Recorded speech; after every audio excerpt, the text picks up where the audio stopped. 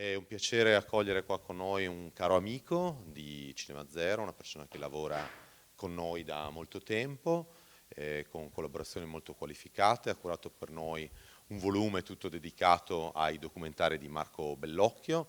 Il suo lavoro si muove fra la ricerca in campo accademico e anche nell'ambito della regia, con particolare attenzione a lavori che spesso hanno a che fare con la sperimentazione, con le varie forme della visione, con la musica. Insegna all'Università di Padova. È con noi Denis Brotto. Grazie di essere con noi. Denis. E qui pure di fronte al computer. È uno degli ospiti di punta della nostra edizione, è un documentarista che non avrebbe bisogno di presentazioni, parlano per lui gli oltre 70 premi vinti durante la sua lunga carriera, è stato produttore, regista, ci ha raccontato il mondo in tutti i suoi aspetti. Abbiamo avuto la fortuna di vedere in anteprima nazionale il suo nuovo film Melt, che è un grido di aiuto, un grido in qualche modo anche di attenzione per la sopravvivenza dei ghiacci, per la sopravvivenza della neve, per il rapporto dell'essere umano con gli elementi naturali. In tutta la sua filmografia ha spesso collocato il suo punto di vista in luoghi dove normalmente non si arriva, mostrandoci alle volte le contraddizioni del mondo o anche portando il caso per esempio di oggi pomeriggio, quando siamo entrati in un grande ospedale austriaco, mostrando alcune cose che non siamo abituati a decodificare. Molto in linea con il pensiero di quest'anno del festival, quello di dare un buon tempo di visione, di poterci ritagliare soprattutto su grande o grandissimo schermo la possibilità di trovare punti per ciascuno di noi, punti di riferimento nell'immagine. È con noi ed è un piacere accoglierlo Nikolaus Geiralter.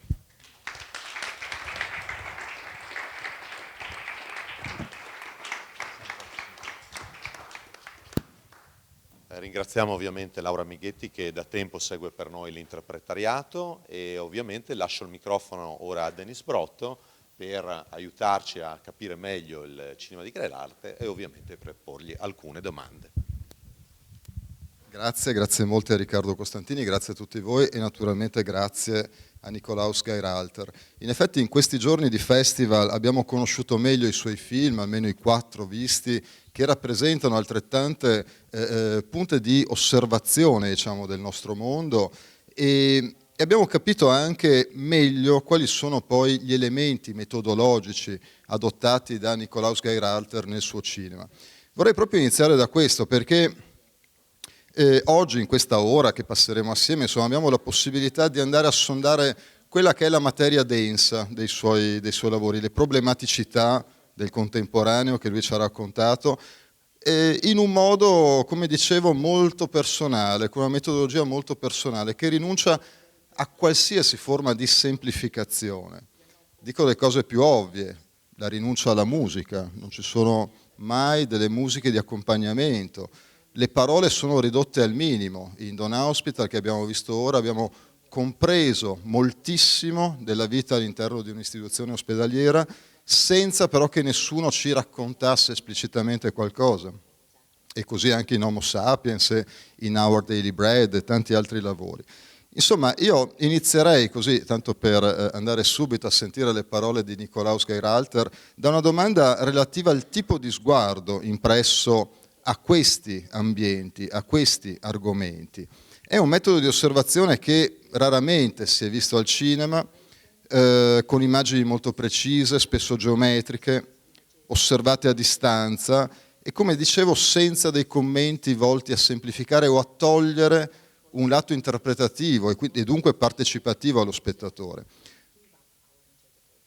Vorrei chiedergli quando è nato questo tipo di sguardo, come è maturato e come questa regia osservativa, diciamo, si è nutrita di ricerche. La parola ricerche, capiremo, è molto importante nel lavoro di Geiralter, di eventi e di esperienze.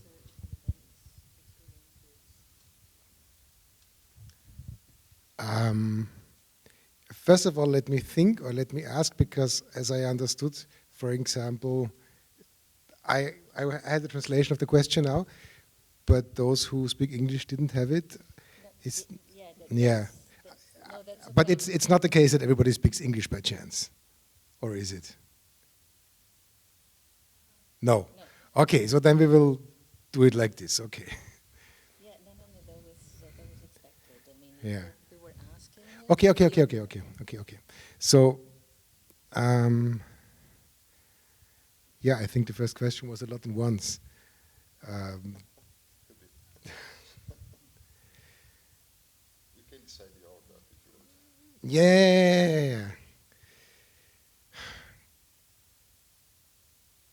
We have to make it bit by bit.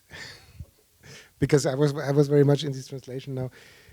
In general, what can I say? I'm interested in us as a human species, how we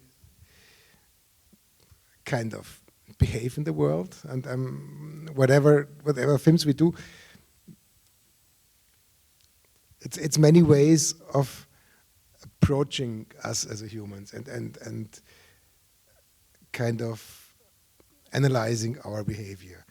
And so the topic of the film sometimes is not so important as in the end telling something about us again. This could be by watching daily life in a hospital. This could be by having a look at how much waste we produce and where it goes. This could be by telling about the snow, which is not only a story about the snow, it is about a story about how we deal with the snow, how we live with the snow, and how we probably live a life that will, in future, maybe lead to the fact that there will be no snow anymore, all this kind of stuff. So the human being within our environment is usually the frame that I'm looking for. And then everything starts to build up. So sometimes the topic is not as important as it may seem. È una domanda molto densa che in realtà racchiude diverse domande, quindi direi che faccio parte per parte. Diciamo in generale che sono molto interessato alla specie umana e all'essere umano e a come gli esseri umani si comportano nel mondo. E quindi nei miei film normalmente ho uno sguardo sull'essere umano e analizzo il modo in cui l'essere umano proprio si comporta nel Ok, grazie mille. Mi avete sentito, credo, no? Diciamo che la tematica del film di per sé non è poi così importante. La cosa più importante è veramente raccontare come l'uomo si approccia a queste tematiche. Che si tratti di parlare di un ospedale, di quanto succede in un ospedale, che si tratti di film sui rifiuti, che si tratti di un film sulla neve.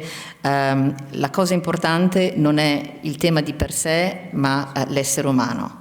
E quando ho parlato di neve in Melt, in realtà la cosa che mi interessava non era la neve, ma il modo in cui si comporta l'essere umano e le ripercussioni che i comportamenti dell'uomo avranno in futuro, perché forse in futuro la neve non esisterà più.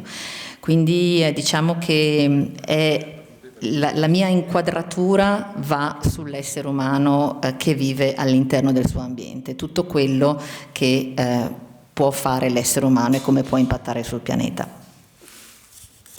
So, when you're talking about the method, which maybe now became kind of a method, but in the beginning it just happened. It just happened that, since I was a teenager, I was taking photos, and I was usually taking photos with the wide-angle lens. And then when I was graduating school, this was the time when Ulrich Seidel, you might know him, just had his first cinema documentaries in the cinema, and this was really like something that never happened before. Before that, it was just like documentary making was for television, and filmmaking was always like a feature film for the cinema. So, and he kind of broke the rules and brought the first, at least in Austria, the first documentary film into the cinema, which also had a cinematographic language, and which was a big thing for me. And then I applied for the film school because I wanted to do basically something like he did. And they rejected me, and this happened 3 times. So in the end, I was never accepted in the film school.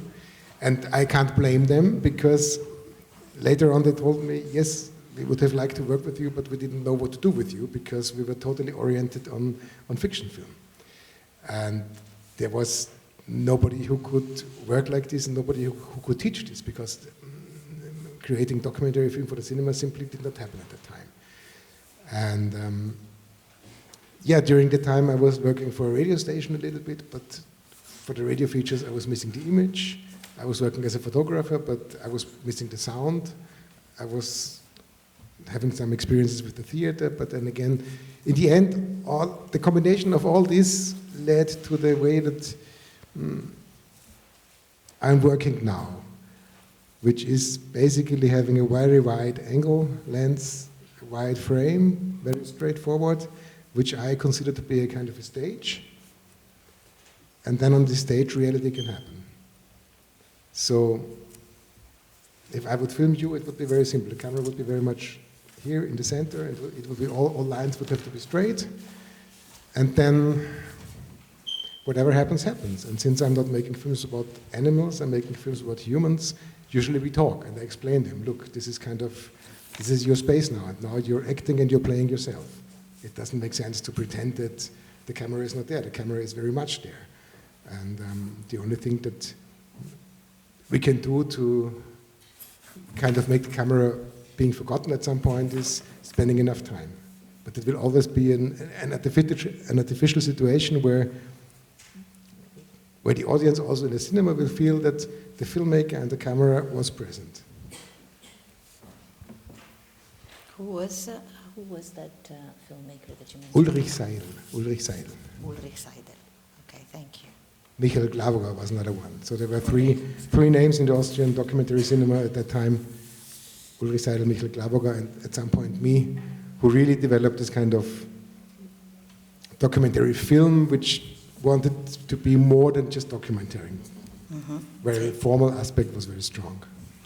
Per quanto riguarda la metodologia, devo dire che adesso ho un certo tipo di metodo nel mio fare i film, nel mio filmmaking, cosa che però all'inizio non c'era. All'inizio semplicemente le cose succedevano. Quando ero adolescente scattavo foto, mi è sempre piaciuto fare foto e normalmente utilizzavo il grandangolo proprio per, diciamo, prendere tutta l'inquadratura e dare una prospettiva generica all'immagine che volevo fotografare. E poi ho cominciato ad andare al cinema, ho cominciato a vedere i primi documentari, ma all'inizio il documentario anche in Austria era molto diverso, perché c'era o la televisione, il documentario per la televisione, oppure c'era il documentario film, il documentario lungometraggio. E poi mi sono fatto molto ispirare dal lavoro appunto di Ulrich Seidel. All'inizio, quando ero molto giovane, non erano state create ancora le regole cinematografiche per il documentario, ma poi ispirandomi al suo lavoro e appunto ispirandomi anche a Michael Geivel, abbiamo cominciato a sviluppare il documentario, un approccio al documentario moderno, diciamo. Tra l'altro, quando poi appunto ho sviluppato questo interesse per il documentario, ho cercato di entrare nella scuola di cinematografia, ho cercato di farlo per ben 3 volte e per ben 3 volte sono stato rifiutato, ma non posso dare la colpa al fatto che non sia a loro, al fatto che mi abbiano rifiutato, proprio perché diciamo che all'epoca la scuola cinematografica era orientata su altre tematiche, non a quelle a cui mi interessavo io. E mi sono interessato anche alla radio, però nella radio mi mancava l'immagine, mi sono interessata alla fotografia, ma nella fotografia mi mancava il suono, poi mi sono interessato per certi versi anche al teatro, e diciamo che tutti questi interessi e tutte queste mie esperienze poi hanno sviluppato quello che sono adesso e hanno sviluppato il mio approccio lavorativo, e quando filmo normalmente utilizzo sempre un un angolo molto ampio, quello che era il grandangolo nella fotografia, e ho un'inquadratura e il pubblico, e quello che vedo è il mio palcoscenico, e questo è anche un rimando al teatro. Poi quello che succede succede, non mi faccio grandi aspettative prima né faccio grandi previsioni. Poi io tra l'altro nel documentario non lavoro con animali, lavoro con esseri umani, e quindi lavorando con gli esseri umani non si può neanche fare finta e inscenare le cose, non c'è una grande messa in scena. La telecamera c'è sempre, io filmo e le persone poi fanno quello che fanno e si comportano come si comportano. Non creo normalmente delle situazioni artificiali, anche se dovessi filmare voi vi filmerei completamente con un'inquadratura riprendendovi, ma poi non sono io che vi dico che cosa dovete fare. Ecco, come abbiamo capito, evidentemente accanto al lavoro di regia c'è anche un lavoro di produzione che come dire, accompagna costantemente la direzione registica dei lavori di Nikolaus Geirhalter. Regia e produzione sono in qualche modo un tutt'uno, così come anche la direzione della fotografia, perché le immagini di Nikolaus Geirhalter sono realizzate dall'autore in prima persona, una cosa che nel documentario accade più spesso evidentemente che nel cinema di finzione, ma che in questo caso, come dire, crea un unicum tutto attorno alla figura dell'autore. Venendo alla seconda domanda, 10 anni fa ho avuto il piacere di vedere per la prima volta un film di Nikolaus che era Homo Sapiens, che abbiamo appunto visto qualche giorno fa, un film, come avrete notato, che racconta i luoghi abbandonati dall'essere umano, dopo però che quest'ultimo li ha assoggettati, li ha snaturati, li ha alterati radicalmente, e però accanto alla tematica evidentemente molto forte, soprattutto negli ultimi 20 anni, un'attenzione all'ambiente, un'attenzione al ruolo tra essere umano e ambiente, ciò che mi ha colpito era proprio la regia, diciamo, le regole di regia, le regole di conduzione di questo lavoro, o di costruzione dell'immagine, dagli ambienti scelti alla distanza fra macchina da presa e soggetto, la durata dei piani, che è una durata piuttosto irrituale per il cinema convenzionale, e il tipo di obiettivi, qualcosa già emerso nella risposta precedente. Quello che vorrei chiedergli è come è stato, diciamo, il rapporto tra questi film con una metodologia così rigorosa e il pubblico, perché c'è anche un insieme di opere, penso a Pripyat, girato a Chernobyl, a Elsewhere, che hanno una valenza più narrativa, più dialogica. Da un certo momento in poi le opere di Nikolaus Geirhalter diventano, come dire, con uno sguardo estremamente personale, non che prima non lo fossero, ma lo sguardo diventa ancora più, come dire, in grado di farsi notare, quasi di imporsi sul contenuto o comunque di andare a stretto legame con il contenuto. Vorrei chiedere allora com'è stato anche il rapporto con il pubblico, com'è stata la reazione del pubblico ad Un Hospital, a Homo Sapiens, ad Our Daily Bread che precede questi lavori. Ha dato in qualche modo una conferma rispetto a questa metodologia, a questo tipo di sguardo, o all'inizio non è stato semplice, perché è un tipo di sguardo molto irrituale e molto al di fuori del cinema documentaristico convenzionale.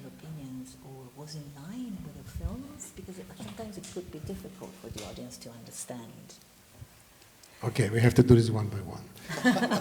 Facciamo sempre una risposta alla volta. About the audience, you have to ask them. I mean, the feedback that I get is usually of people who like it. And those who like it, they will never tell me. So I can't say, but what I can say is that I eventually meet people who really recognize the way of filmmaking, and they're happy that this specific kind of filmmaking still exists. Because it is kind of against most of the rules, and it's also against the way that we are used to seeing now. Because the rhythm of films in general, the rhythm of life, the rhythm of YouTube clips and all this kind of stuff is is progressing and getting faster and faster. And with my filmmaking, I think the average duration of one take is around half a minute for the last 10 years or so. So there is no progress. And it seems to be, it was never meant to be like this, but it seems to be more and more a contradiction. Is contradiction the right word? Yeah, towards what is happening on the audiovisual business right now. This wasn't the plan, but it's in a way it works now, and it's seen like as it is. For me, it's just about creating images, and images that also have some beauty within themselves, even if they are about horrible topics. Still, you can frame it nicely or not. And if the image works, and if there is something to be seen, that's most important, then why not watch it? That's why I decide to most of the time use the wide-angle lens, because especially since the resolution is good enough, technically. If there is, I can watch each, I mean, you cannot see yourself now, but I can see many, many faces. And within this wide-angle frame, which I see here, I have the chance to watch into all of your eyes, and I can choose, so it will never get boring. Usually, you would have many details, you would cut it, you would edit it, but this would not bring more information. It would be just the choice of the filmmaker or of the editor to kind of focus on some details, which I find very undemocratic. I think it's more interesting, and also it's like an offer to the audience to zoom in by yourself. And for this, you need to trust the rhythm. You need to be sure that, okay, you will have like half a minute of time, so you don't miss anything. Also, the sound will stay the same for 30 seconds. You will really kind of become part of the scene. Cinema is not only about seeing on the screen. It's about listening, and it's about feeling. And that's, for those feelings, I like to create them by creating rooms as pure as possible.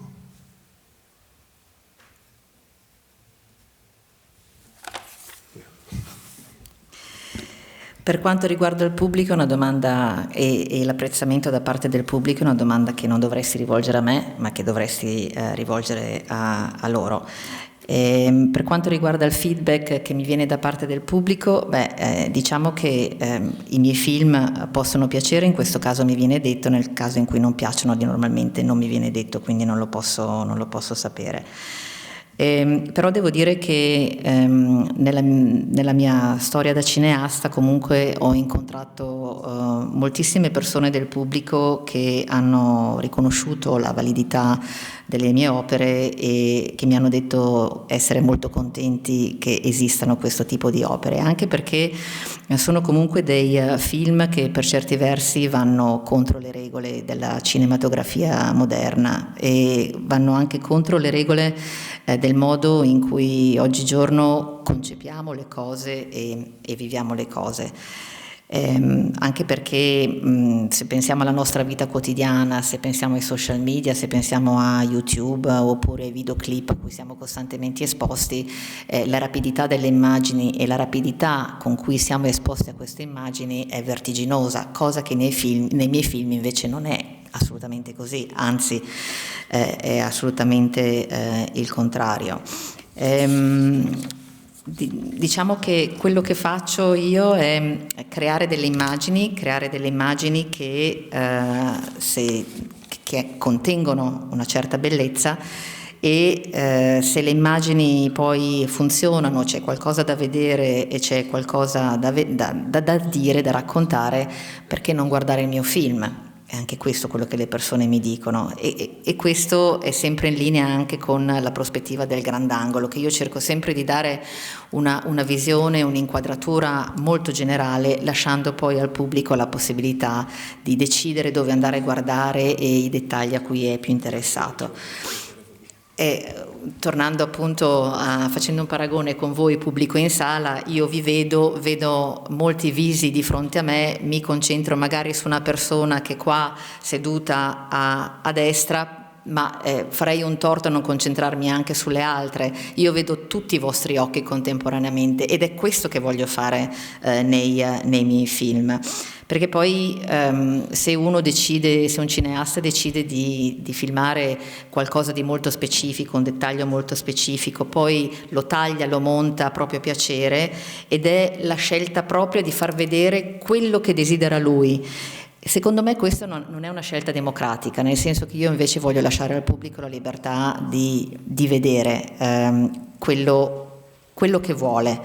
E quindi diciamo che le mie immagini e i miei film sono una sorta di offerta al pubblico. Io do una inquadratura molto generica e poi è il pubblico a decidere di zoomare e di vedere con i propri occhi quello che vuole vedere. Ecco perché ad esempio le mie inquadrature non durano meno di 30 secondi.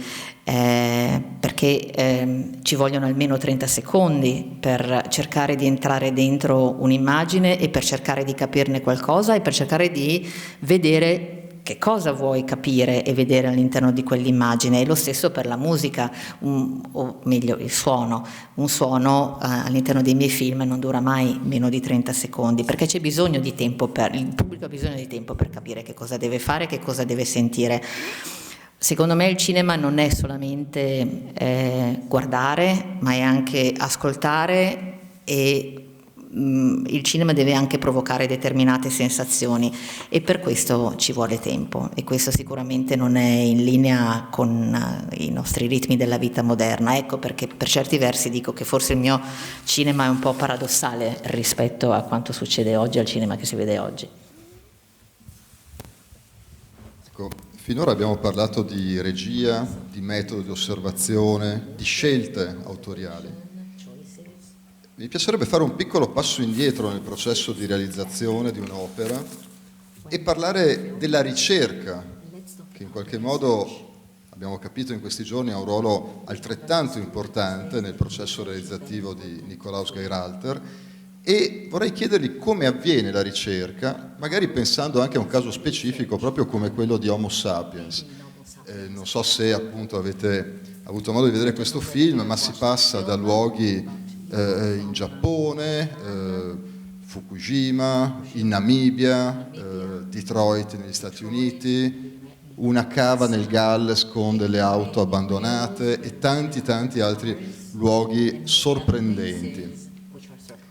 Allora la domanda è come è avvenuta la ricerca appunto che ha portato a questo film e la scelta dei luoghi, quali mantenere e quali invece elidere in qualche modo dal processo realizzativo.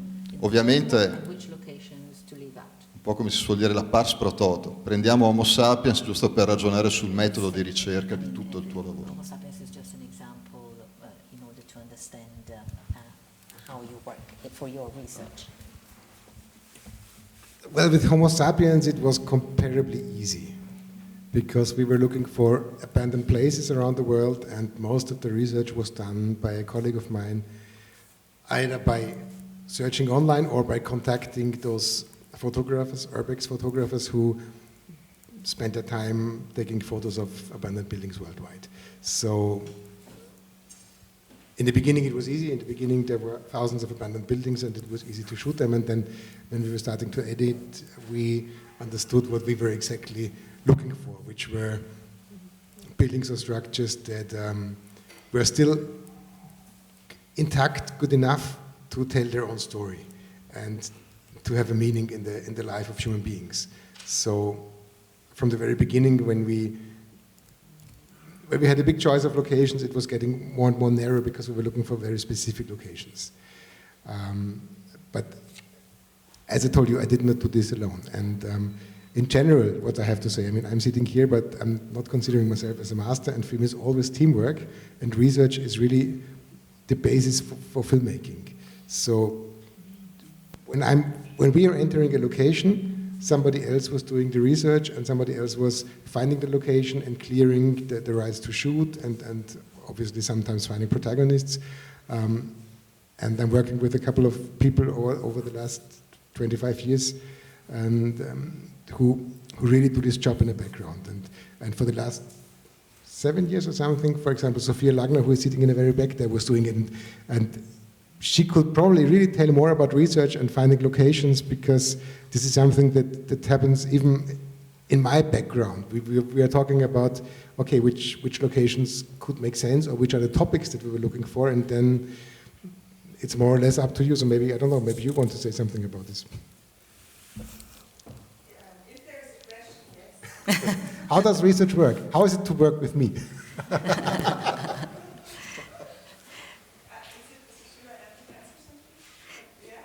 Can I just translate and maybe you... Yeah. Ok, thank you. Per quanto riguarda Homo Sapiens direi che è stato abbastanza facile, perché volevo fare un film sui luoghi abbandonati e di conseguenza dovevamo assolutamente fare delle ricerche che sono sempre alla base del mio lavoro. Quindi c'è stato un collega che ha iniziato a fare ricerche online e anche ricerche fotografiche, ha preso contatto con i vari fotografi che avevano scattato foto di questi luoghi abbandonati e quindi sì, direi che è stato abbastanza facile. In fase di montaggio poi però abbiamo esattamente capito quali location e quali luoghi avremmo voluto mettere nel film, perché è vero che poi durante le ricerche e durante le riprese avevamo acquisito tantissimo materiale, poi però abbiamo dovuto fare una scelta e restringere questa scelta, e questo è stato fatto proprio in fase di montaggio, dove abbiamo deciso che ci saremmo concentrati su luoghi e edifici abbandonati che comunque fossero ancora abbastanza intatti per raccontare la storia delle persone, che avessero ancora un significato per le persone di cui volevamo raccontare la storia. Ovviamente quando lavoro anche per le ricerche non lavoro mai da solo, nel senso che in generale io non mi considero un maestro che dall'alto controlla tutto quanto, è veramente un lavoro collettivo e corale in squadra. Ci sono delle persone, dei colleghi a cui mi affido, che fanno le ricerche che appunto secondo me sono fondamentali per un film. C'è chi fa le ricerche sulle location, c'è chi va a trovare le location, c'è chi trova i protagonisti.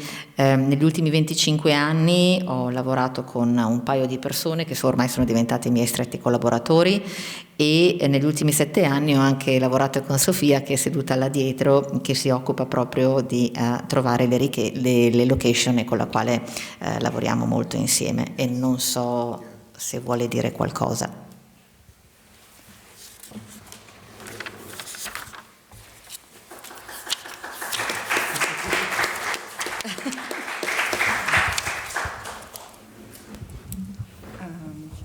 Yes, so I did do the research and assistant directing for the last 4 or 5 films with Nikolaus. And I think to describe the work of the research in these films, it's important to understand how we usually shoot. So we usually don't go to the places many times before, but we go there and we start to shoot. Or we go there and we meet the people and we have a few days for shooting. And with Nikolaus films, the locations, it's always important that we find stories and locations where the images are maybe self-explanatory as much as possible. So this already frames one of the approaches for looking for the locations for the research. So to find places where the images tell already a lot of the stories. And yeah, only few times I was traveling there a few days before to meet people, but usually not. So all the research happens mainly remote, and yeah, and we have, for each film we have like a overall topic, but then during the process of shooting, coming back, editing, shooting again, the research still goes on, and every time we shoot somewhere and come back with material that also takes us to the next steps of where to go and what to research more and things like that. And yeah, and since Nikolaus is looking so much for, or focusing mainly or a lot on the images,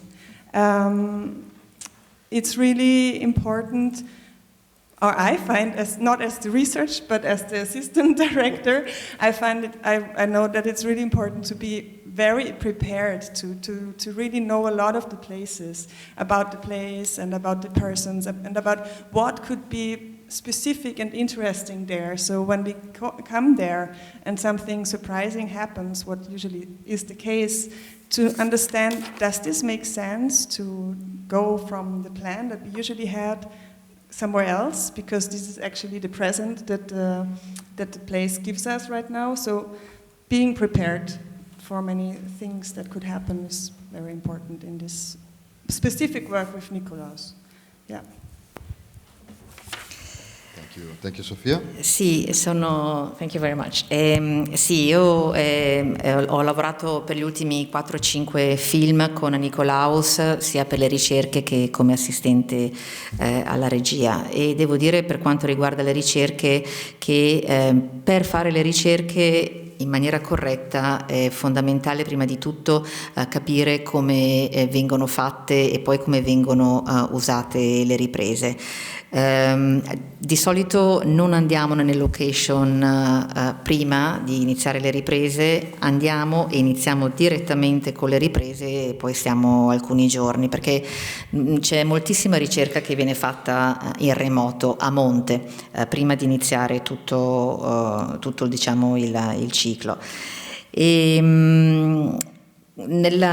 Quando cerco le location, per trovare le location, diciamo che uno degli elementi fondamentali è che il luogo, la location deve essere importante per raccontare la storia, cioè deve avere un forte nesso con la storia, cioè deve dare la possibilità proprio come location di girare delle immagini che si spieghino da sole e che abbiano un significato, senza dover raccontare altro, senza necessità di aggiungere altro. A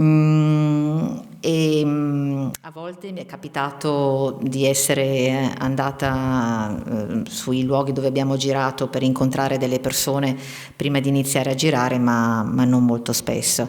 Con i film di Nikolaus normalmente c'è un argomento, una tematica sulla quale ci si vuole concentrare, che poi però può anche cambiare durante le riprese. Andiamo, facciamo le riprese, poi torniamo a casa, facciamo il montaggio, poi se necessario ritorniamo per fare le riprese, e nel frattempo comunque il processo di ricerca continua, è una cosa che non viene mai abbandonata. E poi come assistente alla regia devo dire che lavorando con Nikolaus è fondamentale essere veramente ben preparati, nel senso che bisogna conoscere esattamente quello che si deve fare, bisogna conoscere i posti, bisogna conoscere le persone, bisogna capire che cosa potrebbe essere interessante, che cosa potrebbe esserci di sorprendente nel momento in cui giri. E cose sorprendenti che molto spesso succedono poi in fase di riprese. Thank you very much. Clearly you can stay with us, and so maybe it can be a kind of dialogue between us, but I come back to Italia. Dicevo, il metodo, appunto, abbiamo capito che assieme alla ricerca sono due elementi molto importanti anche a livello di preparazione. Vorrei ora arrivare all'ultimo tuo film attualmente, Melt, che abbiamo visto ieri, un film sorprendente, un film con delle immagini. Ecco, quando pensiamo allo scioglimento dei ghiacciai, a questo enorme, totale problema con cui dobbiamo cercare di fare i conti, crediamo però di avere in mente un'immagine, un riferimento. Poi vediamo questo film realizzato tra il 2021 e il 2025, tra Giappone, Canada, Islanda, Francia, Austria. E vediamo che in realtà il processo stesso di erosione, di decadimento di questa risorsa fondamentale è qualcosa che ha immagini inedite, a cui non eravamo pronti, che ci toccano nel profondo. Quasi quanto l'autopsia di Dawn Hospital, se mi concedi questo parallelismo. E allora ti vorrei chiedere, anche qui, come è nata l'idea di affrontare questo enorme tema, di dedicare 5 anni di vita a questo tema, E come è stato possibile raccontarlo in questo modo? Ora tu ci dirai, mettendo una macchina al centro, mostrando tutto, democrazia, ma questa visione così democratica è una visione in realtà estremamente personale. E allora ti vorrei chiedere di raccontarci qualcosa su Melt. It's true. It's not a real democracy. Sorry, say that again. It is not a real democracy. Just pretends to be. No, the idea was to make a film about snow. Very simple, because I like snow and I like snow in the cinema. And of course it's obvious that snow, in the way that we know it or that we knew it when we were younger, is going to disappear. And of course it's an ecological film and climate change topic, all this kind of stuff is there, but when you focus a film on climate change today, at least we had the feeling nobody would want to watch it. So we really decided to kind of create a monument for the snow, and that's it. How do we live with the snow? How does snow affect life of people? How do people deal with the snow? How beautiful is snow? How much work is it to remove it if it's on the wrong place? How much work is it to create it if it's not there where we need it? So the way that we deal with the snow as humans it's like it's a parable. It tells about how we deal with our environment anyway. We want to shape it. We want to move it in a way that it doesn't harm us. And we really wanted to avoid all these climate change topics, but as soon as we started to talk to people, everybody would tell it anyway. So with Melt as a title of the film, it's like an introduction to the film, and you would always, when you watch it, keep this title in mind. So you would, even if it's not obvious, you would always keep in mind that the snow would disappear at some point, and this is maybe the last film made about snow like this. And like this, it provokes thoughts. This is, I think, more interesting also for the audience than if they would hear my thoughts or my ideas, because that's obvious anyway. So it's just an offer to reflect on snow and all the big topics behind it. In realtà non è una democrazia vera e propria, faccio semplicemente finta che sia democrazia. Comunque, per quanto riguarda Melt, volevamo fare un film sulla neve. Mi è sempre piaciuta la neve, mi è sempre piaciuta la neve anche quando ero piccolo e volevo appunto fare un film su questa tematica, sapendo poi, cosa fondamentale nel film, alla quale dovrete sempre pensare quando guardate il film, che la neve un giorno sparirà, prima o poi sparirà. Sarebbe stato semplice fare ovviamente si tratta di un film di natura ecologica, un film per certi versi sul cambiamento climatico, anche se oggigiorno ci sono tantissimi film sul cambiamento climatico e mi ero anche detto che nessuno avrebbe voluto vedere un film su questo tema, proprio perché ce ne sono in giro tantissimi. Però abbiamo comunque deciso appunto di creare questo film per rendere omaggio, come se fosse un monumento alla neve, dando punti di vista diversi, quindi facendo vedere la neve per com'è, facendo vedere il modo in cui influenza la vita delle persone, facendo vedere tutte le difficoltà che ci sono nel fare la neve, nel creare la neve, come viene gestita, come l'interazione tra uomo e neve, eccetera, eccetera. Anche qui quindi ho cercato di dare diverse prospettive. E il rapporto tra essere umano e neve che si vede in questo film rimanda poi al rapporto più in generale tra l'uomo e l'ambiente che lo circonda. Quindi quando guardate Melt tenetevi sempre a testa, in testa il titolo, a mente il titolo, quindi Melt, scioglimento, proprio perché appunto la neve un giorno o l'altro non ci sarà più, forse addirittura questo sarà l'ultimo film che viene fatto sulla neve, e come dicevo prima, è semplicemente una mia visione personale, un'offerta che faccio al pubblico su una delle grandi tematiche che in questo mondo, in questo momento ci circondano. Naturalmente tu ci hai già raccontato, insomma, del valore testimoniale di questo film, del fatto che questo è un film destinato non solo al pubblico di oggi, ma anche al pubblico che tra 20-30 anni vorrà sapere cos'era la neve. Speriamo magari qualcosa di più.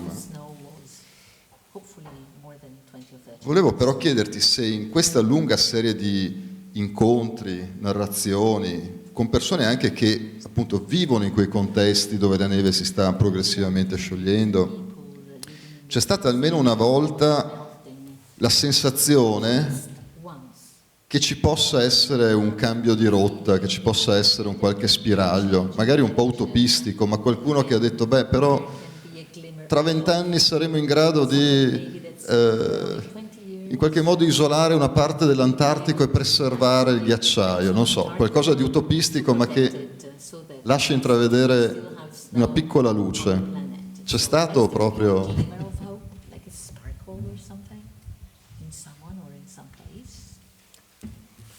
Do you remember any? No. Neanche l'assistente se lo ricorda, no. So we can go to another question. Yes. Quindi procediamo con un'altra domanda. No, chiaramente l'argomento è tutt'altro che divertente, però è chiaro che ora stiamo cercando anche un po' di ragionare su qualcosa che attraversa questi temi ma che va anche oltre. Ricordo peraltro che negli ultimi anni Melt non è stato l'unico film dedicato all'ambiente e all'interazione con l'uomo, con l'essere umano, non solo Homo Sapiens ma anche Earth, Homo Sapiens e Earth, altro film strettamente collegato con quella parola che abbiamo tutti imparato a conoscere che è antropocene, quindi le influenze dell'essere umano sull'ambiente, e Matter Out of Place, altro film peraltro presentato proprio qui al Pordenone Doc Fest 2 anni fa, in cui si ragiona su un altro tipo di filiera, su un altro tipo di sistema legato al presente, che è quello dello smaltimento dei rifiuti, la loro raccolta e il processo poi di viaggio che i rifiuti fanno intorno al mondo. Allora, e quindi lo dico per capire meglio anche l'ottica, diciamo, in senso ampio della ricerca di Nikolaus Geiralter e del suo team. Vorrei chiederti, le domande sono tante, insomma, almeno un altro paio di cose e poi magari diamo parola anche al pubblico. Una domanda è, diciamo, per continuare questo viaggio all'interno dei sistemi economici, dei sistemi di gestione delle attività umane nel mondo, quali saranno le prossime tappe o la prossima tappa, se c'è già, diciamo, una ricerca in atto per quello che sarà il prossimo film di Nikolaus Geiralter dopo Melt?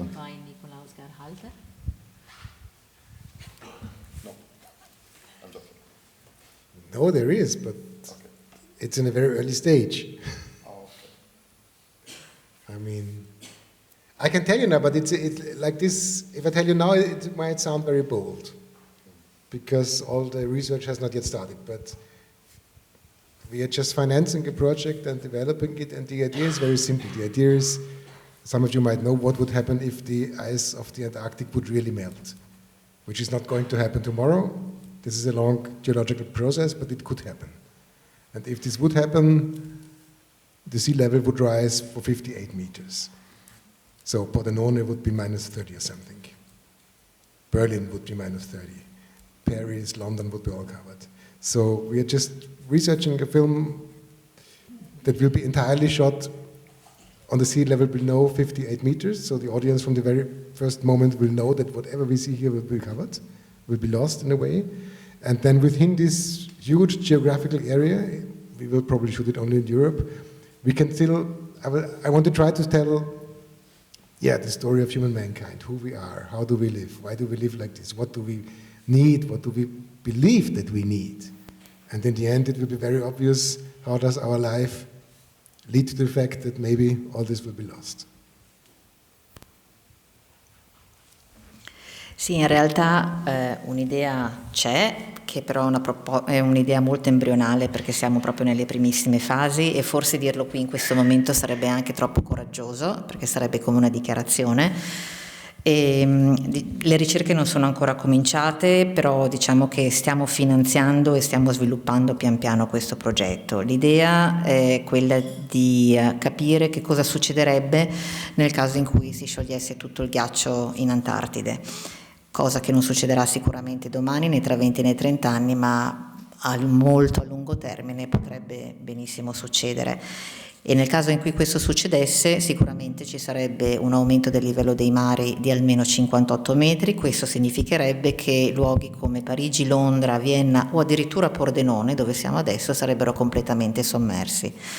Quindi l'idea qua sarebbe quella di girare solamente in Europa, anche se ovviamente ci sarebbero molte aree del mondo che sarebbero impattate da questo enorme cambiamento.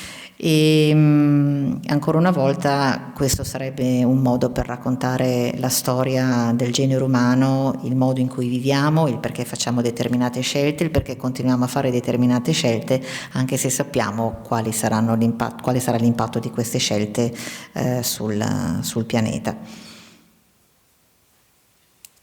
So what I can add now is that we are just trying to set up a network of local location scouts and fixers in many countries. So if anybody in Italy, if you know of somebody who would want to contribute to this, talk to us.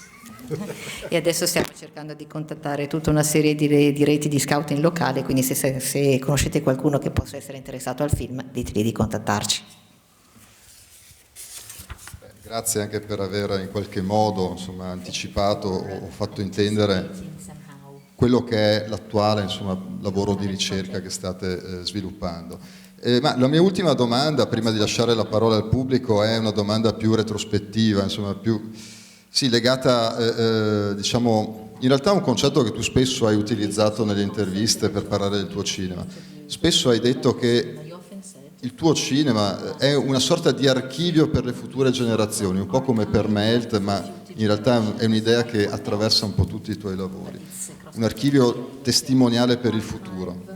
Allora, vorrei chiederti se dovessi scegliere una o due o tre immagini provenienti dal passato della tua produzione, quali sarebbero? Proprio per preservarle e donarle a un futuro pubblico, a una futura generazione destinata ad apprendere il mondo di oggi attraverso il tuo cinema.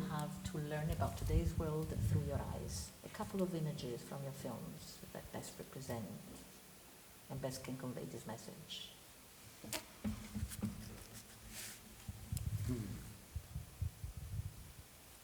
This is not easy because I would never separate images. But with every film that is being finished, I always think that this is the film that maybe in 100 to 200 years people should see, no matter which one. Also because it will be accessible for future generations. It will be accessible by the way that the stories are told, because it is nothing much more than just having a look at the world. There is not the music, there is no fast editing. It is very much like the very first images of filmmaking that we know. Put a camera there and let it running. And don't do a lot with post-production and don't make it look modern or anything like this. It's kind of timeless. That's what I always have in mind, even sometimes when I'm shooting. Okay, we are now recording and in a way preserving a moment of present reality as pure as possible. And during the whole process of editing and sound designing, it should stay as pure as possible. So you can choose any. I mean, ask me today, ask me tomorrow, maybe it would be a different one, but it's usually the last film. Per riprendere dalla fine, normalmente è l'ultimo film, ma poi potete scegliere voi, perché non è facile rispondere a una domanda del genere. ogni volta che finisco un film credo che ci siano appunto un paio di immagini che vorrei passare alle future generazioni e che secondo me potrebbero essere viste tra 100 o 200 anni per capire come il mondo era oggi. Perché sono comunque dei film che propongono un modo di guardare il mondo, che fanno semplicemente vedere il mondo senza nient'altro, senza mettere la musica, senza mettere il sonoro, senza mettere immagini molto rapide, semplicemente metto la telecamera, la lascio lì, lascio riprendere, non intervengo molto nella post-produzione, cerco di mantenere una certa gentilezza anche nei confronti delle immagini che riprendo, non voglio che ci sia nulla di artefatto e questo principio è una cosa della quale cerco sempre di tenermi a mente quando riprendo, cioè cerco di rimanere il più puro possibile, le immagini devono essere le più pure possibili. Quindi scegliete voi. Grazie, anche perché abbiamo davvero bisogno del cinema di Nikolaus Geiralter. Sono opere appunto non semplici, non convenzionali, ma che ci offrono realmente uno sguardo molto personale, ma anche effettivamente è vero, questo paradosso tra democratico e personale può anche rimanere. È uno sguardo personale ma di cui tutti noi abbiamo molto bisogno, per cui in questo senso diventa in qualche modo comune. Ora direi che se ci sono curiosità, domande dal pubblico è un buon momento per alzare la mano e per fare qualche domanda o offrire qualche interpretazione evidentemente.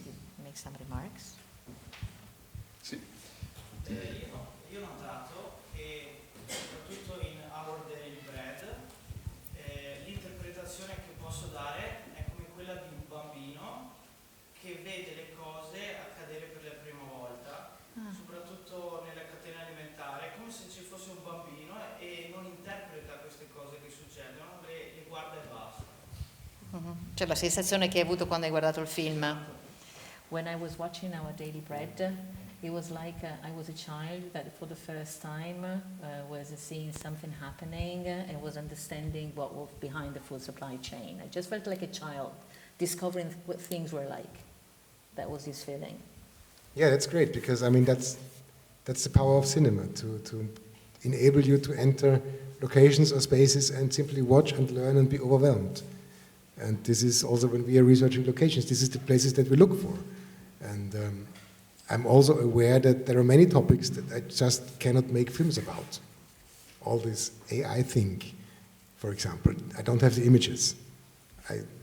When we're making films, it's always about humans and environment and ideally humans within their environments and about the ability to create images that are worth looking in a way. And with Our Daily Bread it was comparably easy because it was, I mean, I felt the same when I was shooting it. I was also seeing it for the first time. And this is, in general, what drives me, that I make the films that I want to see, and they are not existing yet. If they would exist, I would probably not be interested anymore. So it is very much about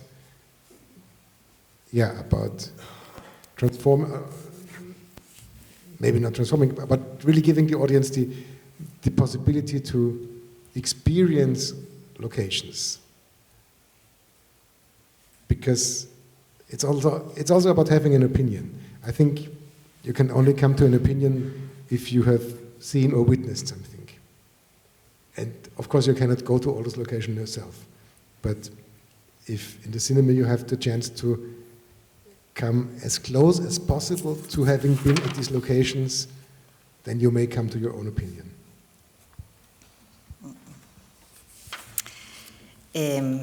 Sì, è proprio questo, è il potere del cinema che ti consente di entrare in un luogo, ti consente di imparare che cos'è, ti consente di vederlo, di guardarlo, di capirlo e a volte anche di esserne totalmente sopraffatto, ma è proprio questo il potere del cinema. E per molte tematiche è così, per molti dei film che faccio è così. Non potrebbe essere così per un film, ad esempio, sull'intelligenza artificiale, perché lì non ci sono immagini. Che immagini potrei guardare? E come in ogni miei film si parla sempre di uomo, si parla sempre di ambiente, del rapporto tra i due, e la sensazione che hai descritto tu è la stessa sensazione che ho provato anch'io mentre stavo girando il film. Era come se stessi vedendo quelle immagini per la prima volta. E normalmente faccio film che anche a me piacerebbe vedere, film che non ho mai visto perché non ce n'erano, e di conseguenza decido di farlo io. Ed ecco perché è importante anche la ricerca, è importante scegliere le location giuste, eccetera, eccetera. Anche per quanto riguarda le opinioni, cerco sempre appunto di permettere al pubblico di farsi la sua opinione, ma un'opinione te la puoi formare nel momento in cui vedi un posto, in cui lo vivi, e non hai sempre la possibilità di accedere a tutti i posti. Quindi nel momento in cui lo vedi, lo capisci, allora poi puoi fartene un'opinione. Ed è questo quello che faccio con i miei film.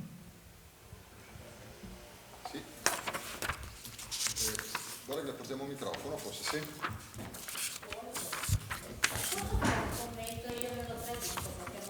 Sì?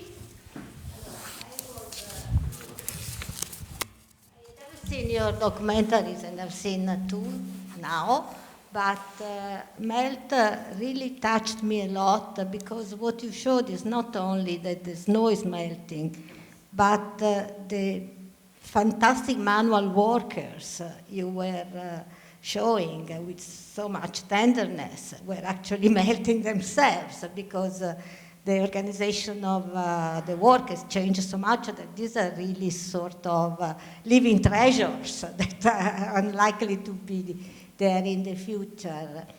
And it made me think of a song by John Lennon that perhaps you may remember, that was "A working class hero is something to be." So really, it was a great pleasure to see you.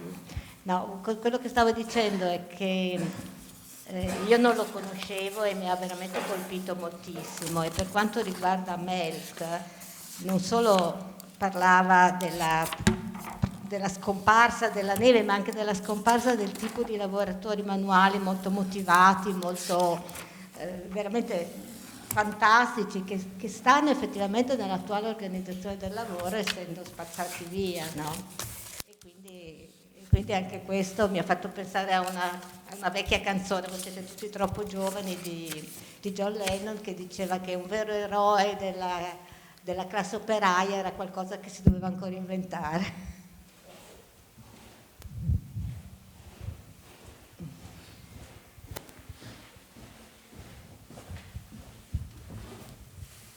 Yeah, I feel very much at home in the working class. I mean, I know that I'm living a privileged life, and I'm not a working class hero, but a huge percentage of the work of filmmaking is really work. It's manual work. It's putting the camera on the tripod, or I don't know. It's not a big art that we are creating. We are just using tools and doing the best that we can. That's how I experience it. And sometimes we really use heavy machinery. I mean, nowadays I use the drones sometimes, but we use a lot of these trucks with the cherry pickers, and I drive them myself. And sometimes there is really a lot of technical work going on in the background. And I like all this manual work to create an image in the end, because it's like using tools. And on some shooting, what was it, in Switzerland? Yes. Yeah. No, not Switzerland, but they were Swiss. Did you think about how they called you? I thought of that too. You want to translate first? Ok, thank you. Sì, devo dire che mi sento molto a mio agio con la classe operaia, anch'io, anche se non ci sono nato, però anch'io mi sento per molti versi membro della classe operaia, anche perché una grandissima percentuale nel fare film è proprio quella del lavoro manuale, semplicemente perché devi mettere le telecamere, semplicemente perché devi spostare cose pesanti, devi usare degli strumenti, devi farlo al meglio e quindi sei sempre, diciamo, con le mani in pasta. Adesso utilizzo i droni, prima invece utilizzavo macchinari molto più pesanti. Il lavoro manuale è una cosa che mi è sempre piaciuta. Yeah, when we were shooting for Melt, this scene when they were picking the how do you say in the skiing area when they were with the helicopter taking the pieces of the skiing Slopes? of the old lift, yeah, lift is the word. They were removing the lift with the elevator, with the helicopter, and Nikolaus was standing there with the camera, and we never knew which piece they would take next. So I walked to those two guys who were fixing the things onto the helicopter, and I went there and said, "Oh, can you tell me which one you will take next, so he knows what to film?" And they said, "Yes, you can tell the machinist that he can film over there next." So they called him the machinist, not the director and not the director of photography, but he was the machinist, and that works pretty well. Sì, quando stavamo girando Melt, stavamo girando una scena in cui c'era un elicottero che doveva togliere tutte le parti dello ski lift, quindi tutti i vari paletti e i vari pezzi dello ski lift, però Nicolas non sapeva mai dove andare a riprendere, perché ovviamente c'era l'elicottero che veniva, faceva il suo lavoro, ma non ci avevano comunicato niente. Allora io sono personalmente andata dai tipi, gli ho detto: "Scusate, non è che ci potete dire adesso quale parte togliete in maniera tale che li puntiamo la telecamera e riusciamo a riprenderla?" E il tipo mi ha risposto: "Ma dica pure al macchinista che adesso prendiamo quella parte lì." Quindi non l'ha neanche chiamato il regista, era semplicemente un macchinista, giusto per fare il parallelo con la classe operaia. Or maybe another example was in Japan on the mountain where we were shooting the creation of the snow corridor with the bulldozers. I really wanted to shoot this because we knew that this would be the highest snow walls that we can find in the whole world, and they really have never ever allowed anybody to film. NHK, the Japanese television, they tried it every year. They never allowed anybody in because they said it's too dangerous, and we are on our own on the mountain, and we just don't need anybody. And after 3 years of, I don't know, negotiating and using all kind of means, we finally made it, and they allowed us to come, and they were still very suspicious.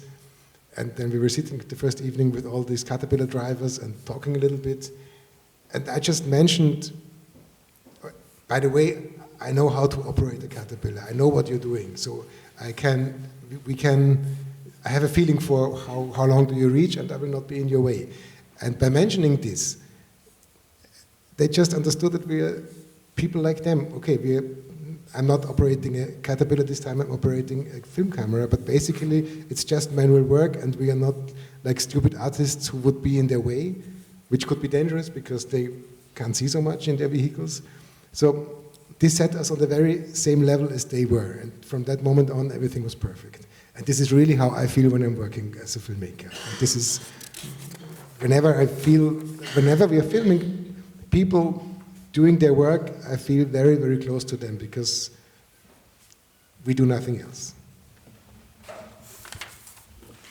E c'è anche un altro esempio che vi posso dare. Quando eravamo in Giappone, stavamo girando in Giappone e abbiamo girato quella scena per cui c'erano i bulldozer e gli spazzaneve che stavano creando quel grandissimo corridoio di neve, quell'enorme corridoio di neve in montagna. Era una cosa che nessuno era mai riuscito a filmare prima, neanche la televisione giapponese, perché è estremamente pericoloso e quindi non avevano mai autorizzato nessuno a farlo. Ci sono voluti 3 anni di negoziazioni intense per ricevere l'ok. Nonostante tutto, quando siamo arrivati per fare le riprese erano molto sospettosi nei nostri confronti. Mi ricordo la prima sera che eravamo seduti con quello che guidava poi il bulldozer, lo spazzaneve, e io in realtà so anche utilizzare uno spazzaneve, quindi ovviamente non dovevo utilizzarlo io, però quando gliel'ho fatto sapere, la persona, il conducente, ha capito che io conoscevo il suo lavoro e fondamentalmente mi ero messo al suo stesso livello. Per me questo è importante, cioè non è che ero lì semplicemente come regista o come lo stupido artista che voleva fare delle riprese. Per me è sempre importante mettermi allo stesso livello delle persone con cui lavoro, anche se io ho una telecamera, gli altri utilizzano le loro attrezzature, ma insomma siamo comunque allo stesso livello. Ed è stato importante farglielo capire, perché in questo modo ci siamo sentiti più accettati. Bene, credo che ci sia tempo forse per un'ultima domanda. Ecco, vedo una mano alzata. Microfono sì, microfono no? Si sente? Secondo lei come si può arrivare da uno sguardo personale a uno democratico e qual è il suo vero intento di comunicazione? Uno sguardo democratico, uno sguardo personale? So how can you go from a personal look to a democratic look, and what is your goal? To give a democratic look or to give a personal look? It's both. I mean, first of all, it's my look. By deciding the location and the framing. But with him, the frame set, it's up to you. And I think I mean, of course, there is an idea and an opinion about the topic, and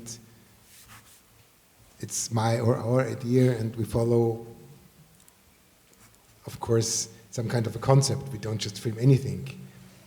But still, I think it's important to keep the concept open enough for many interpretations. Ideally, in the end, you and me will agree on the topic. But still you may see things a little bit slightly different than I do, and it's still okay. Because it's not so much about my opinion, it's just about my idea of making you think about a specific idea. So, coming back to the frames,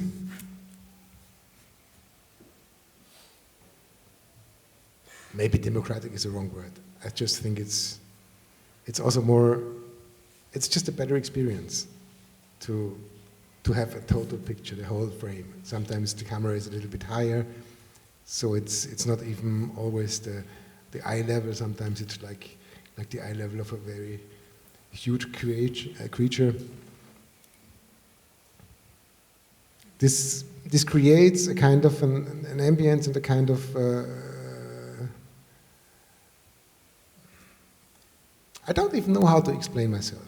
A lot is happening just by feeling, you know. And it doesn't usually take a long time to find or it doesn't take long for me to know where I want to put the camera. Sometimes it takes long to get the camera there because it's not always the easiest accessible location for a tripod or whatever. But it's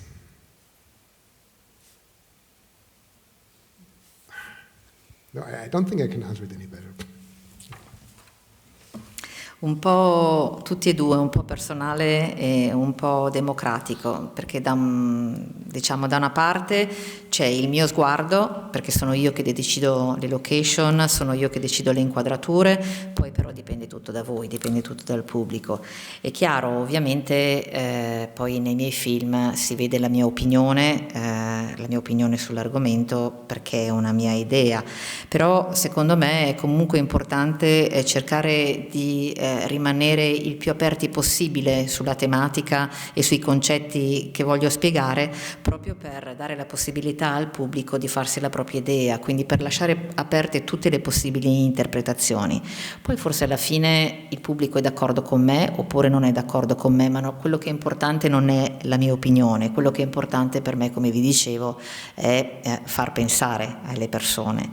E anche per quanto riguarda le inquadrature, forse il termine democratico non è il termine più corretto, forse dovrei parlare del fatto che tramite la decisione sulle inquadrature voglio cercare di offrire la migliore esperienza possibile al pubblico. È un po' difficile spiegarlo, però normalmente anche quando decido come fare le inquadrature o dove devo mettere la telecamera per girare le immagini, normalmente vado di pancia, vado proprio a istinto, però l'istinto mi dice subito dove devo mettere la telecamera, poi magari ci vuole tanto tempo perché è difficile, perché è di difficile accesso arrivarci, però normalmente il mio istinto mi dice dove posizionarla e dove metterla, più di questo non riesco a dire. I wanted to add something because I was now thinking about that. That we always keep in our minds, especially when we go to places, when we choose places these are places that maybe haven't been filmed yet, that are places which is not easy to get there, where we get images that we can share with an audience that they wouldn't easily get an access to go to. So with this approach, we research, with this approach, we choose places and also the stories that we are shooting. And in this way, in this sense, keeping that in mind, also the images and also the editing kind of works. So even the editor later who receives the material, again, sees new things that maybe we haven't watched like that when we were shooting, but it's always with us in mind. Okay, we are not only telling our story, the story that that Nikolaus, story that he wants to tell, or that he thinks it's interesting on this subject, but it's also about, okay, what can we film there, and what images can we bring home that has an additional value for the audience to see for themselves. Like, for example, when we were shooting in the Antarctica, at this research station, this German research station. I mean, of course, in general, it was quite difficult to get the permission, receive the permission to get there. But when we had this chance to go there and film when the supply boat comes.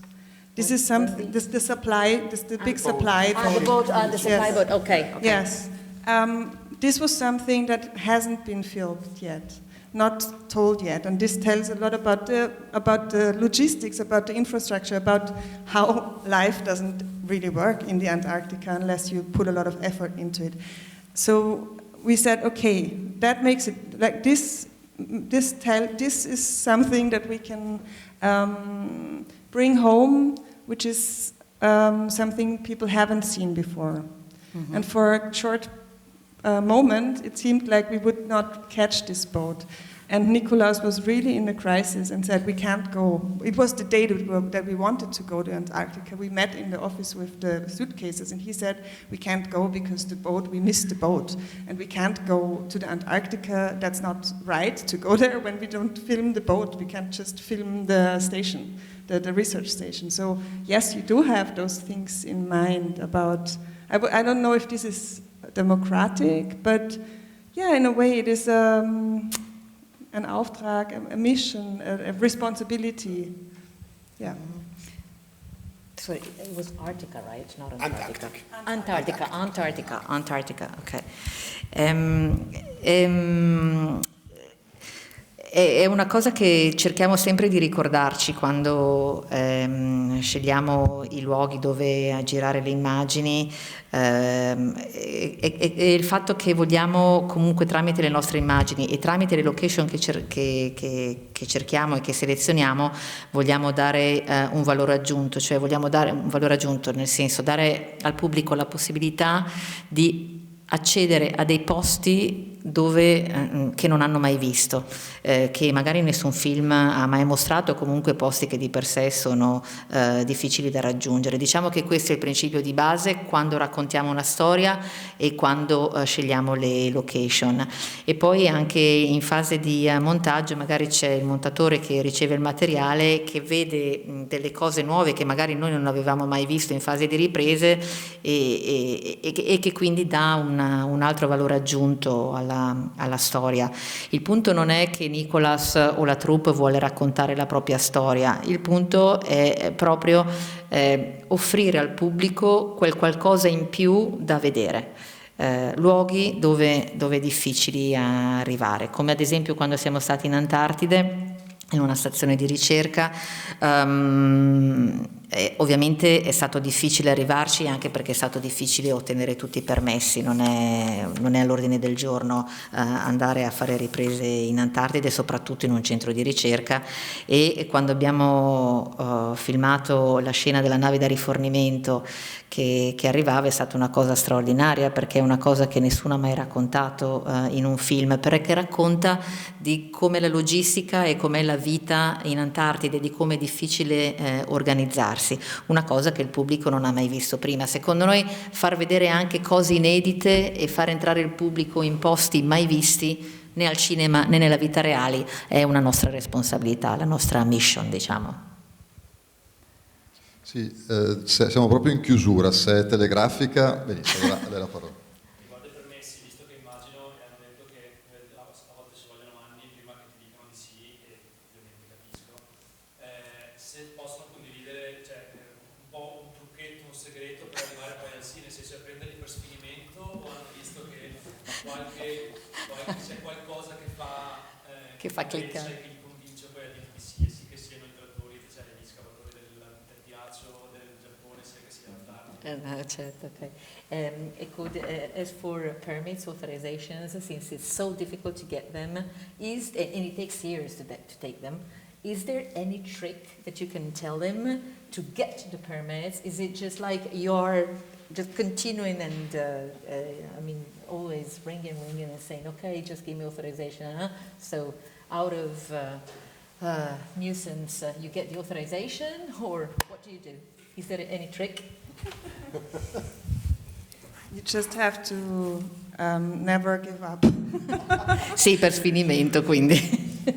Yeah, you have to never give up, and you have to see on left and right side if there is an opportunity that you have, like that you, if there is something, yeah, you have to see left and right, have a goal and see left and right, and maybe at some point you turn left and it's going to be the better story. But try everything. There is no key. It just gets tiring after a while, so I'm not doing it anymore because it's really tough. Yeah.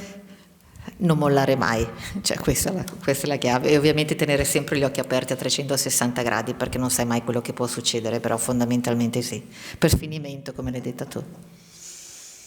I mean, sometimes it may help if you can show some of the movies that you made and tell wherever you're asking for permission that usually people are happy in the end. So this is one thing. And for example, in Japan, I mean, even you were close to giving up because they were so stubborn, and then I jumped in again, and because I knew the cultural ambassador of the Austrian embassy in Japan, and then I called him and said, please, can we solve this on diplomatic level? Please, we want to shoot there.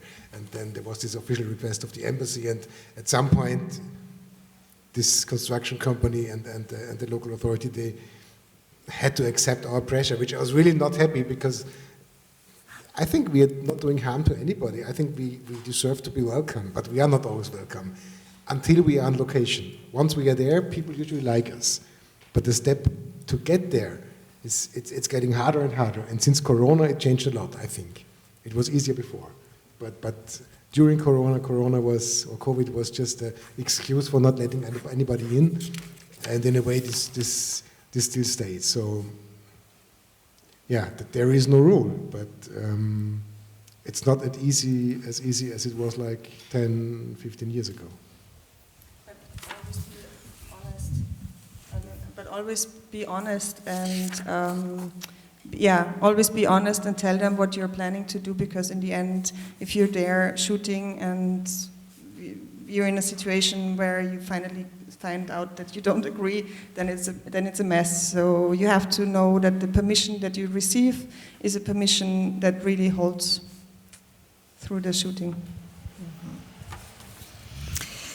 In alcuni casi, ad esempio, può aiutare a mostrare dei film precedenti, facendo anche capire che normalmente poi vengono ben recepiti dal pubblico. Però in Giappone è stato veramente molto molto complicato, perché non volevano assolutamente darci l'autorizzazione, quindi a un certo punto mi sono trovato costretto a contattare l'ambasciatore e tramite l'intervento dell'ambasciata poi abbiamo ottenuto il permesso dalle autorità locali e dalla ditta di costruzione appunto che stava facendo quel tunnel di neve e quindi abbiamo ottenuto il permesso.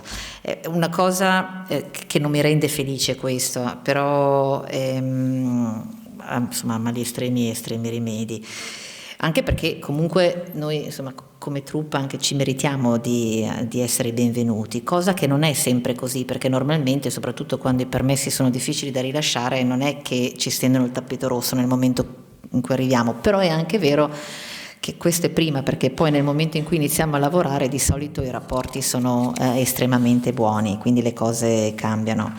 E devo dire anche che le cose sono peggiorate rispetto a 10-15 anni fa, soprattutto dopo il Covid, perché il Covid poi è stato un po' anche la scusa per non concedere più autorizzazione a nessuno e purtroppo questa cosa sta continuando. Poi Silvia ha aggiunto che l'importante è sempre essere onesti, i permessi ti vengono dati per determinate cose e a quello ti devi attenere, non è che puoi andare oltre.